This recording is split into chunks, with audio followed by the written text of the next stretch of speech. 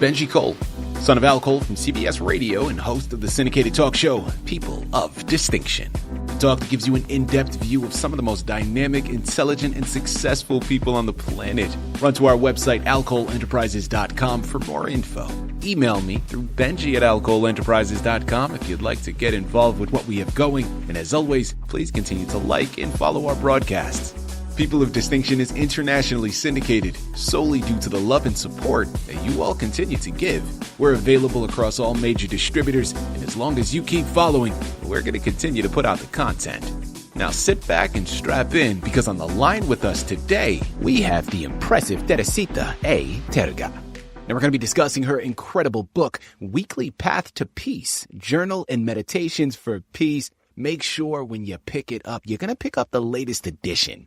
2025, that's the one you want. It's Amazon, it's Barnes & Noble, it's a lot of other places, man. But check out her personal websites to gather everything that she has in store. There's two of them I'm going to list for you. AngelaTerga.com and camp1.org. So let me spell it quickly just to make sure there's no misunderstandings here. Of course, first website, traditional spelling of Angela. Her last name, Terga, Terga.com. The second site, camp1.org. Both of the sites are filled with so much information on her books, hyperlinks set up to take you to the purchasing pages. Man, I'm telling you, they're one-stop shops, and you need to check them out today.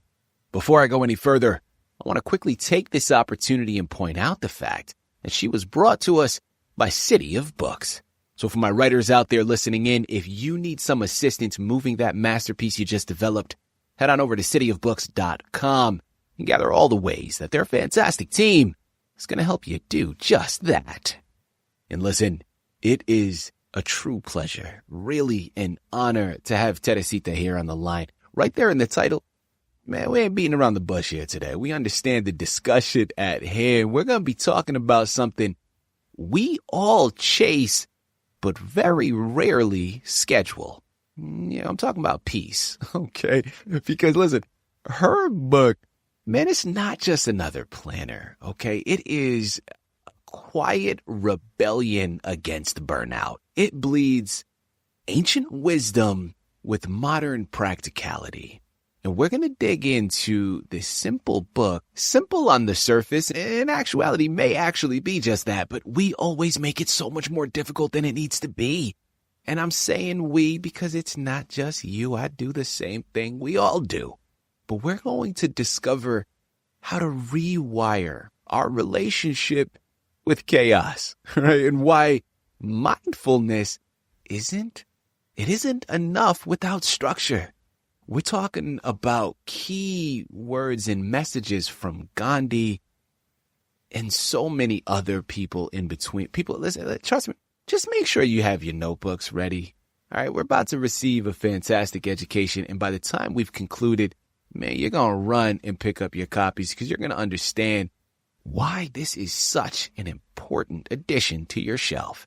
Sit back and strap in. Here we go. Teresita, first and foremost, welcome to People of Distinction, and thank you for being with us. How are you doing today? I'm doing just fine, great and grateful and excited to be here talking with you about Weekly Path to Peace Journal and Meditations for Peace. I want to congratulate you on your program. I've been listening to it and I've learned a lot. And especially, I have learned that your show has heart. And you're doing a great service to humanity with your show. So thank you for having me. I feel honored. Yeah, Teresita, listen, we're going to close out of the show right now. We don't even need to go any further, people. You hear what she just... I appreciate it. Thank you very much. No, listen, honestly, joking aside, I really appreciate the words. People of Distinction isn't an organization without phenomenal people like you. We are really... Honestly, man, we're a microphone to help extend voices like yours, but the work is done through you and so many others. So I appreciate the praise, but we're blessed to be that vessel to help distribute amazing pieces of work like your book. And listen, we are here for it. And I know it's going to It's going to impact so many people. I want to start off. There's so many questions that I want to get into, and I really just want to dive right in. But I think it's important to start off by learning more about yourself. So let's start there. Tell us more about yourself and your background. I've been a teacher of language arts most of my life. Been an immigrant 3 times in my life. And learning is my passion. So I keep learning and I keep writing to teach myself and teach others, especially about things that can help us become a better person and bring this to our community. And that was the purpose and intention of writing the Weekly Peace Path. And I am born in Cuba, but I also lived in Venezuela, and I've lived most of my life here in the United States, in Florida specifically. So I started out as a translator in Venezuela because when we moved from Cuba, we came first to the United States. And as a child in Boston, that's where we went. No one could pronounce my name, Teresita, so thank you for being able to pronounce my name. And it somehow turned into Angela, and that's just an Anglicism that I go by because it helps to just get over how to pronounce my name. Yeah. And in Cuba, when we left a lot of family there, and we left the whole world, but I was just a child. I didn't know anything. But throughout the years, I came to establish some rapport with people in Cuba, and I published the book for a Cuban psychiatrist, Keywords for Peace. And from that book, based on his teachings, then I created the Weekly Path to Peace journal to help me practice peace on a daily basis because I needed it myself. I've had failed relationships. Being a teacher is not easy. You feel like you are always under pressure by the parents, the administration, and the students to perform, but you're not necessarily recognized as an important figure because you don't rise above a very mediocre salary. And I wanted to expand and take off with my own creativity. I'm a very creative person, and my students will account to that. There was never a boring moment in my classroom because we were turning stories into theatrical performances or artworks, and it was always fun. Especially I worked at a museum magnet school in Miami, where we were trained by the Smithsonian Institute, and I learned so much, and I learned to believe in myself and to know that I could. And I went out, and I got an MFA in screenwriting, of course, because I'm a teacher, and I think I have to have an education. And then I premiered my first movie, and that was fantastic. I went broke, but those were just the best days of my life when I put all that together. Teresita, life of an artist, I'll tell you that much. Life of an artist. Man, it's tough. It is. It is. Then COVID came, and I retreated to a small town in Florida where my dad had a house, and I saw him through his last years, and I've remained here, and I've become an independent publisher. I still write screenplays that I want to pitch, but I turn my screenplays into books. I haven't turned all of them into books. And then I started reaching out to people who also wanted to become authors. And I helped a songwriter turn his songs into poetry and short stories. And now he has 5 books published. So this other publication came to me from this psychiatrist in Cuba who is part of a family friend, right? He's a family friend. And now I will publish books for free. I will give them the benefit if they are conscious books, because that's what CAM, Conscious Arts Media Productions, is all about. It's about putting out there media that is consciously, intentionally, not just entertaining, but bringing a message of peace, reconciliation, forgiveness, love, and just goodness into the world, because we need it. We need it. We need it in our lives, in our communities, in the world. Okay, so first and foremost, Teresita, thank you very much for that. I'm loving what you're saying, and I know we can all get behind the words, right? We believe in it. We're picking up what you're putting down. And my follow-up question that I want to go into is, listen, although I agree with all of that, we got to look at the world that we're in, because in this world, man, listen, it glorifies hustle. Why did you focus to bet on peace? We can get more by being peaceful and nice and kind and grateful than we can by going out there and trying to get whatever we can from a situation, because how we treat others says a lot about who we are. And if we treat others with respect and we're responsible and we are humble, we're going to have a lot more friends. A lot of people are going to come to us because we have this love to give, and everybody needs that. So I think that if you want to be rich and famous, the first thing you need to do is be kind to people. Love that. Be that person that everybody wants to trust, everybody loves to watch, everybody loves to listen to, has something positive to share. Because that's what life is all about. Teresita, listen, the quotes that you selected in the book, what I love about them is they're not just inspirational, right? They're paired with specific peace keywords, and people just accept it now. Peace is going to be a word you hear so many times in this interview. You won't have any choice but to be peaceful, because it's going to be fresh on your mind. I'll tell you that much. But you're pairing it with these keywords. How did you match figures, like monumental figures like Gandhi or Rumi, to each one of these themes? Were there any quotes that surprised you with their relevance? We went through many quotes. There are 15 keywords for peace in the book, Keywords for Peace, by Dr. Ismael Santos, a psychiatrist from Cuba. He's still in Cuba. And these keywords for peace are part of everyday life. But people like Martin Luther King, and as you mentioned, Rumi, Albert Einstein, Paulo Coelho, they have quotes. For example, Paulo Coelho's quote on tolerance is, "Tolerance and compassion are qualities of fearless people." Huh? How about that? Fearless people, compassion and tolerance. Martin Luther King says, "Love is the only force capable of transforming an enemy into a friend."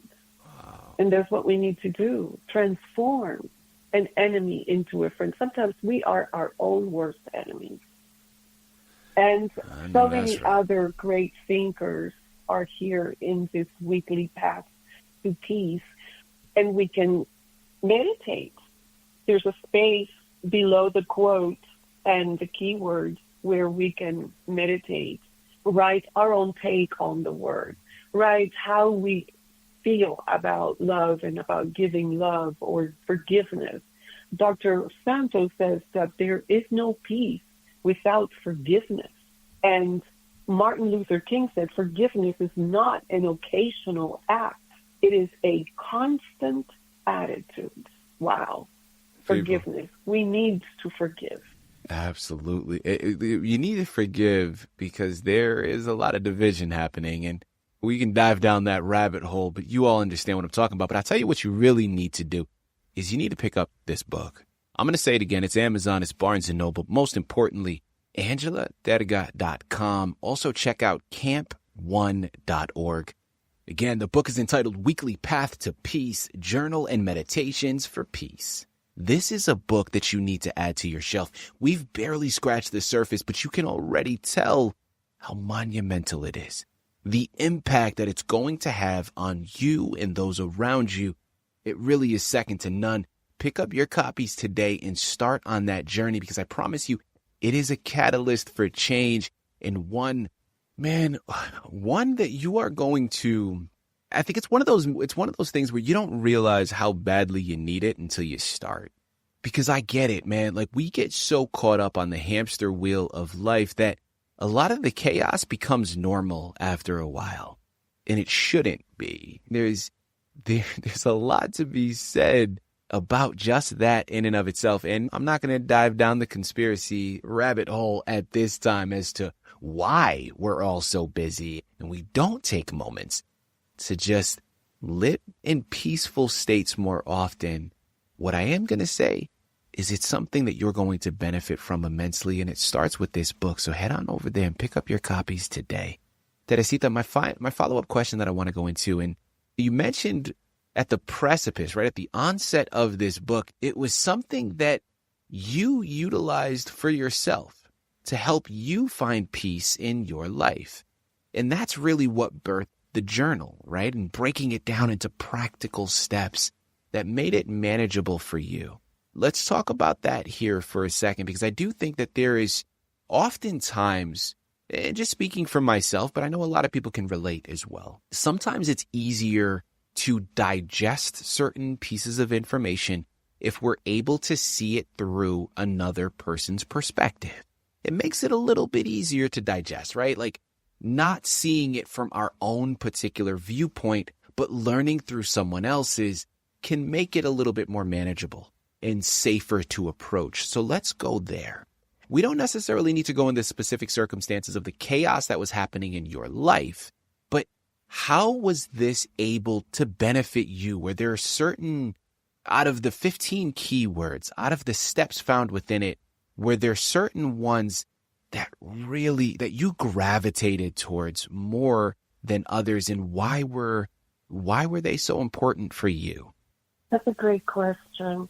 I think being grateful and gratitude was one of the strongest words out of the 15 for me, because when we are grateful, we feel full. We're full. We don't have that wanting to grasp to bed, that feeling like we've been let down by the world, by the whole story of ourselves, whatever that may be. Yeah. We feel like we have received, and we receive so much every day.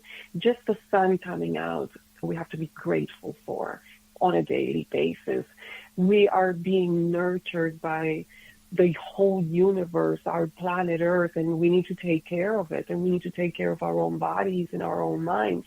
So this helps us keep track of how we feel on a daily basis, on a weekly basis, because every day I can write down in this book how I feel about any of these words or the word of the week, because there's one word per week.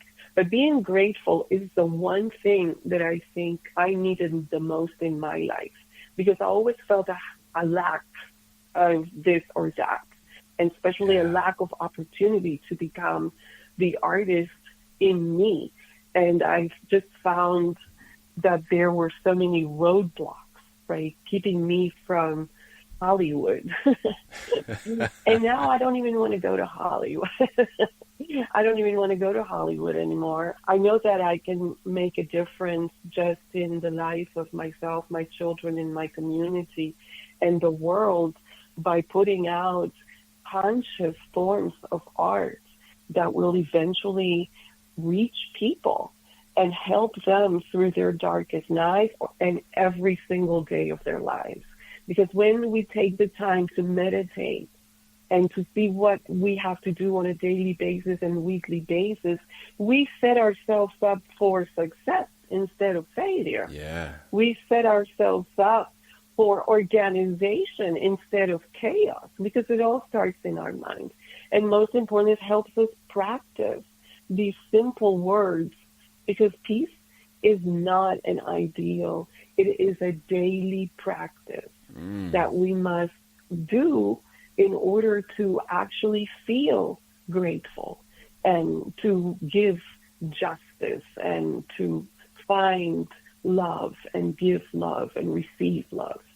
So it only helps us become aware of what we already are bringing to the table and what we are lacking. And I lacked gratitude. I felt the world is just not fair to teachers.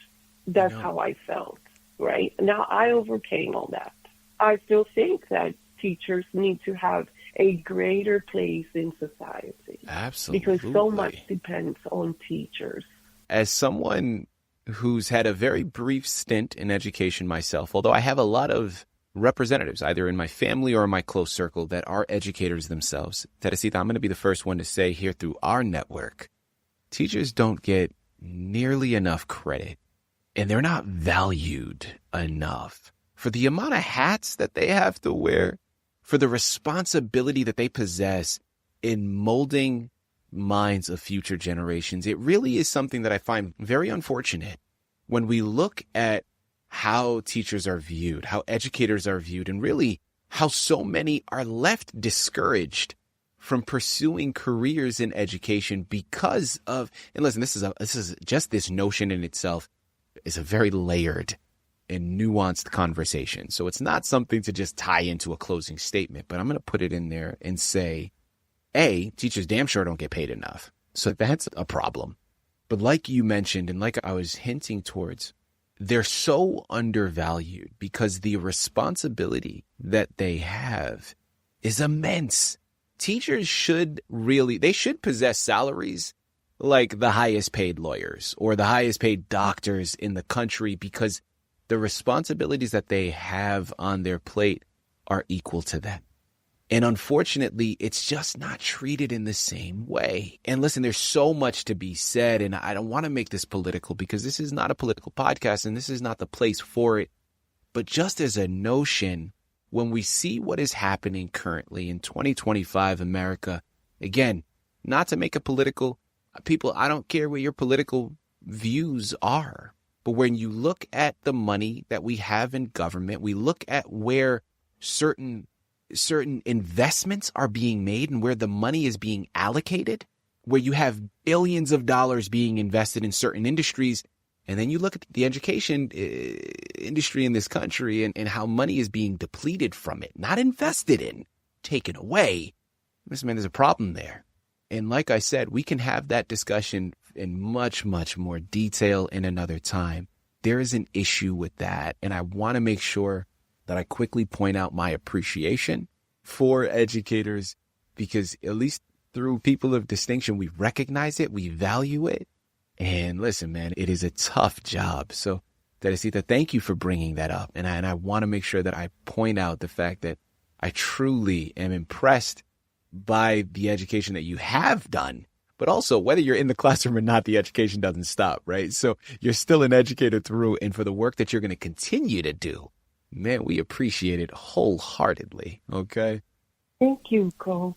That is my goal, to educate the public through entertaining but intentionally conscious works of art, whether it's a book or a film. I think that media is the most important thing in the world, because through media, we create culture nowadays, right? Mm-hmm. Media has an important responsibility to enhance people's consciousness, not just to bring us the bad news, but also show us ways in which we can create community and build peace from the inside out. This is also not being taught in schools, and the arts are being put aside. Actually, the arts are the ones that make us more peaceful, happier, more grateful, because when we create arts, we are actually showing our consciousness. That's who we are. And consciousness has no limits of peace, no limits of love, no limits to forgive. Because we have a higher consciousness, we understand that everything has a remedy. I don't need to hate my brothers and sisters in Cuba because they follow or they are a communist country. And we had a war and my family had to flee. I don't hold on to grudges. And that's one of the reasons why I created this workbook, is to show that it's not just peace right here, it's peace with those that we consider enemies. We can turn them into friends. We don't need to fight. We don't with weapons of destruction. We need to fight with weapons of peace, understanding, dialogue. The world will be a better place. Teresita, as we close out of here, I'm really curious. Tell us more about your nonprofit camp. At camp, we offer a peace talk and workshop that you can book us for. And we show you how to use keywords for peace and weekly Path to Peace journal to practice peace through a short meditation on one of the keywords and through a quick conscious art expressive activity that really breaks the ice and puts people into the peace mood right away. It's great to see on small groups or larger groups, but it has to be a workshop because we're going to do art however we want with one of these keywords. How would you make it, for example, forgiveness or tolerance? How would you mime the word humility? So it's funny and fun to see people use these keywords through conscious arts. That's what conscious arts is about. Yes. So people immediately understand the meaning of conscious arts is when you do art intentionally for a purpose, and the purpose is peace. The purpose is empathy, gratitude, etc. And then to also meditate on this word for 2 minutes, whatever word I choose. I usually choose forgiveness because that's the one we have the hardest part to perform. We don't forgive very easily. My family has not forgiven the revolution. After 65 years, wow. I was born with the revolution. And after 65 years, we're still saying those whatever and those whatever. And I'm not doing business with them and this and that. And the people in Cuba are hungry. They would have already shed whatever was keeping them behind if we had acted with more dialogue. If we would open up, they would open up as well.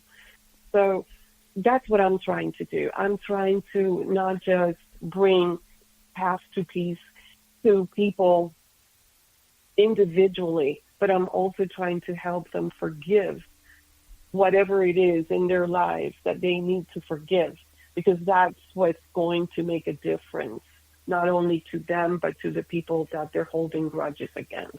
Absolutely. Listen, there's so many other questions that I have. There is a much larger discussion here to be had.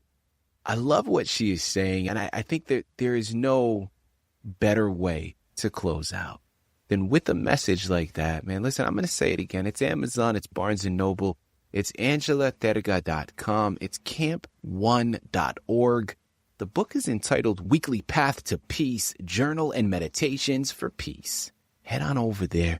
Pick up your copies today, man. Make sure you're getting the newest edition, right? You want to get the one that has been released in 2025, and I promise you it makes all the difference. As we close out, man, I'm going to leave with this because there have been so many phenomenal pieces of wisdom that have been displayed here today. But things that I'm taking from all of this, and I know you are as well, is peace. Peace isn't something we just happen to find, right? It's something we cultivate. One intentional week at a time, right? So if you are all out there, if you take one thing from today, take away a simple way to practice gratitude while using this book. Maybe by pairing a weekly goal with a moment of thanks, right? When we plan with purpose and we pause with gratitude, people, trust me, man, that's where true transformation begins. Find this book, add it to your shelf, get it as a gift for someone else, and hopefully one keyword at a time, we start to shape a more empathetic, a more peaceful future for all of us. Because this book has the power to do just that. So pick up your copies. Teresita, this has been a true honor. I really do mean that. Thank you for the wonderful words of wisdom that you've been able to display in this book. But more importantly, thank you for being here with us to discuss it through People of Distinction. It's been great, and you have such a great voice.